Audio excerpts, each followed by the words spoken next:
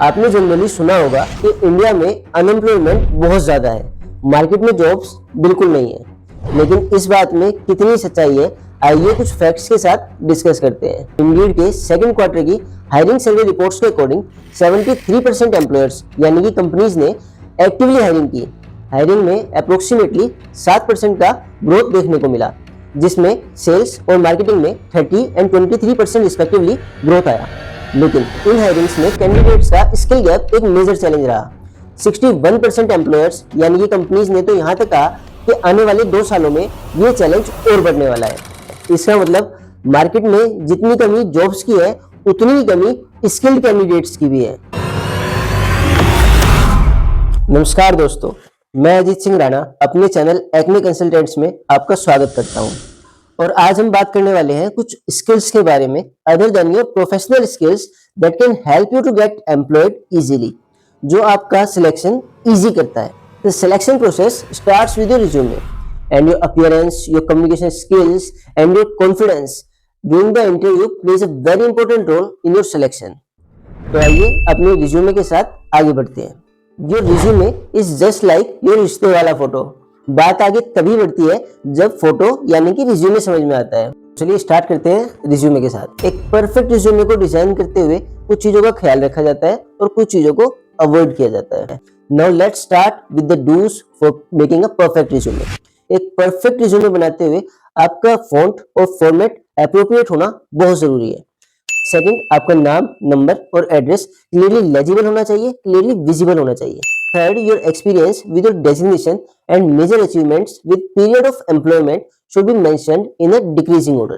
For an example, अभी आप जहाँ पे एम्प्लॉयड है वहां आप किस डेजिग्नेशन पे एम्प्लॉयड है और किस पीरियड से आप एम्प्लॉयड है, और नीचे एक लाइन जिसमें आपकी मेजर अचीवमेंट मेंशन हो। आज आप जिस कंपनी में एम्प्लॉयड है दैट विल कम फर्स्ट, इससे पहले जहाँ पे एम्प्लॉयड थे that will come next to it, and उससे पहले आप जहाँ एम्प्लॉयड थे वो सबसे बाद में आएगा। इसके बाद आप अपने मेजर अचीवमेंट्स और एक्सपीरियंस इन डिटेल दे सकते हैं। The same goes for the education and qualification. Suppose masters is your highest qualification, so masters will come first with the tenure and your major achievement during the course, then your bachelors will come and so on. Coming to the don'ts, your resume should not be more than 2 pages. आपको 2 pages से ज्यादा का resume नहीं बनाना है। Resume में कोई भी grammatical error या स्पेलिंग मिस्टेक नहीं होनी चाहिए। रिज्यूमे में टेबल्स का यूज अवॉइड करना है। रिज्यूमे में कोई भी इररिलेवेंट इंफॉर्मेशन इंक्लूडिंग आपकी personal information like your spiritual beliefs या फिर मैरिटल स्टेटस अगर ना पूछा जाए तो देने की जरूरत नहीं है। रिज्यूमे में कोई भी फॉल्स स्टेटमेंट का यूज नहीं करना है। फॉर एग्जांपल, अगर आप कोई स्किल पोजेस नहीं करते हैं तो वो स्किल आपके रिज्यूमे में नहीं होनी चाहिए। Now this was all about your resume. अब अगर आपका रिज्यूमे शॉर्टलिस्ट हो जाता है तो आप इंटरव्यू के लिए जाते हैं। इंटरव्यू के लिए जब आप जाते हैं तो आपको वेल इन टाइम पहुंचना है। Why? Because punctuality is the point, punctuality is the politeness of Kings. जब आप कहीं पे जाते हैं और आप टाइमली जाते हैं तो आप ये शो करते हैं कि आपकी नजरों में सामने वाले की कितनी रिस्पेक्ट है, and that comes back to you also. So be there in time. जब आप इंटरव्यू के लिए टाइमली पहुंचते हैं तो आपको अपने आप को करेक्ट करने का, ठीक करने का टाइम मिल जाता है। आप अपनी ड्रेस ठीक कर सकते हैं, आप अपनी रिवीजन कर सकते हैं, आप कॉन्फिडेंटली इंटरव्यू में अपीयर हो सकते हैं। Now comes the appearance. अब बात आती है अपीयरेंस की। तो आप उसी शिद्दत के साथ तैयार होकर इंटरव्यू के लिए जाइए जिस शिद्दत के साथ आप तब तैयार होते हैं जब आपको कोई देखने आने वाला होता है। Put on a good pair of formals. आप अच्छे फॉर्मल्स पहनिए और वो वेल आयरन होने चाहिए, वो कहीं से फटे फुटे नहीं होने चाहिए। आपकी ड्रेस में कहीं इंक मार्क्स नहीं होने चाहिए। The pants you wear should be of appropriate length. जो आप पैंट्स पहने वो एक एप्रोप्रिएट लेंथ की होनी बहुत जरूरी है। आजकल मैं देखता हूँ कि लोग काफी शॉर्ट पैंट्स पहन लेते हैं जो कि देखने में बिल्कुल अच्छी नहीं लगती है। Then your socks should be the extension of your pants. आपकी सॉक्स आपकी पैंट्स का एक्सटेंशन होना चाहिए। मीन्स आपकी सॉक्स का कलर और आपकी पैंट्स का कलर बिल्कुल सेम होना चाहिए। आप कोई भी कलरफुल सॉक्स पहन के इंटरव्यू के लिए नहीं जा सकते हैं। That gives a negative impact to the interviewer. Now comes to the shoes. Your shoes should be well polished. Why? Because कहते हैं कि जो इंसान अपने जूतों की धूल नहीं हटा सकता वो अपने भाग्य की धूल कभी नहीं हटा सकता। तो your shoes should be well polished and your belt should be of appropriate length, और कहीं से भी घिसी हुई या कट मार्क आपकी बेल्ट पे नहीं होने चाहिए। ये एक बहुत ही नेगेटिव इम्पैक्ट आपकी पर्सनैलिटी का रिफ्लेक्ट करता है टू द इंटरव्यूअर। ये छोटी सी चीज आपकी पर्सनैलिटी को, आपके इंटरव्यू को खराब कर सकती है, आपको इसका ध्यान रखना होगा। You should have a pleasant odour, means अगर आप इंटरव्यू के लिए जाते हैं तो आप परफ्यूम यूज कीजिए, बट वो परफ्यूम बहुत ज्यादा हार्ड परफ्यूम आपको यूज करने की जरूरत नहीं है। आप एक प्लीजेंट स्मेल का परफ्यूम यूज कर सकते हैं।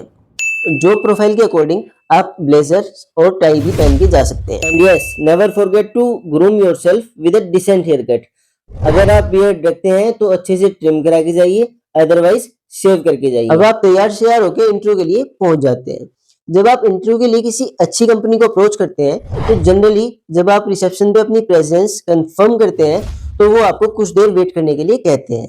This is the time when you are being observed. इस टाइम पे वो आपको ऑब्जर्व करते हैं, आपकी एक्टिविटीज को, आपके पोस्चर को, आपकी पेशेंस को टेस्ट करते हैं। इससे रिलेटेड एक किस्सा मैं आपको सुनाता हूँ। एक कैंडिडेट को हमने किसी कंपनी में लाइन अप कराया, और क्योंकि वहाँ इंटरव्यूज चल रहे थे तो उनको वेट करने के लिए कहा गया, and it took a little bit more than usual. So what did he do was के he folded his sleeves and start playing some games. So HR came and said कि अभी तो ओपनिंग फुलफिल हो चुकी है, आप बाद में आइएगा। सो क्योंकि अब उनका टाइम वेस्ट हुआ तो थोड़ा सा जनरल है कि गुस्सा आ जाता है, तो ही कॉल्ड अस बैक, और ऑफिस में कॉल आया कि ऐसे ऐसे आपने मुझे भेज दिया, मेरा टाइम वेस्ट हो गया, अगर ओपनिंग नहीं थी तो आपको मुझे नहीं भेजना चाहिए था, and so on. Then the things came to me, और जब मुझे पता चला तो मैंने आई कॉल्ड अप एचआर के आपने कल ही तो मुझे ओपनिंग्स दी थी और आज कैंडिडेट लाइनअप कराया तो आपने उनको वापस कर दिया। तो ही सेड के बैठे थे, उनको वेट करने के लिए कहा गया, और जब हमने देखा तो he was playing game with the folded sleeves, तो we can't hire him because his attitude was not the level we were expecting। तो ये चीजें आपको ध्यान में रखनी है। और when you are waiting for the interview, wait with patience। आप काम नजर आनी चाहिए, आप ऐसा नहीं लगना चाहिए कि भागने की तैयारी में है या इसके बाद कोई और मीटिंग आपको अटेंड करनी है, आप जल्दी में हैं, आप नर्वस हैं। ऐसे एक्सप्रेशंस आपके फेस पे, आपकी बॉडी एक्टिविटीज में, बॉडी पोस्चर में रिफ्लेक्ट नहीं होने चाहिए। कुछ देर वेट कराने के बाद आपको इंटरव्यू के लिए बुला लिया जाता है। So simply go, knock, enter, take your seat and relax. आप अपने आप को जल्दी से कंफर्टेबल करने की कोशिश कीजिए। आपके फेस पे या आपकी एक्टिविटीज में नर्वसनेस नहीं झलकनी चाहिए। आपके हाथों का इस तरह का मूवमेंट आपकी नर्वसनेस को शो करता है। Be comfortable, be confident and try to wear a smile on your face. जब आप इंटरव्यू के लिए जाते हैं तो आप अपने हैंड्स को फोल्ड करना अवॉइड कीजिए। ये आपकी क्लोजनेस को दर्शाता है। साइकोलॉजी के अकॉर्डिंग अगर आप अपने हैंड्स को फोल्ड करके कम्युनिकेट करते हैं तो ये मैसेज कन्वे करता है कि आप न्यू आइडियाज के लिए ओपन नहीं है। You are not open to new ideas. सामने वाला आपको क्या कहना चाहता है आपको कोई फर्क नहीं पड़ता है। जब आप इंटरव्यू में बैठ रहे हो तो बैठते हुए अपने कोट को ओपन कर लें और अपने हैंड्स को अपने लैप पे रेस्ट करें। Throughout the interview, try to maintain the eye contact with the interviewer and listen to the questions with patience and then respond। Questions जो आपसे पूछे जाते हैं वो जनरली कुछ कॉमन क्वेश्चंस होते हैं, लाइक इंट्रोड्यूस योरसेल्फ, इससे पहले आप कहाँ काम करते थे, वहाँ आपकी क्या अचीवमेंट्स थी, आपकी क्या स्ट्रेंथ्स एंड वीकनेसेस हैं, आप क्यों स्विच करना चाहते हैं, आपकी क्या एक्सपेक्टेशंस हैं, एटसेट्रा एटसेट्रा एटसेट्रा। इन क्वेश्चंस के आंसर आप प्रिपेयर करके रखें, और जब आप इन क्वेश्चंस के आंसर को डिलीवर करें तो ऐसा नहीं लगना चाहिए कि आप इनको याद करके आए हैं या रट्टे लगा के आए हैं। Have some patience, deliver the way it should be and be honest about what you say. If you know you know, if you don't know you don't know। Don't answer based on your guesses, half or no knowledge।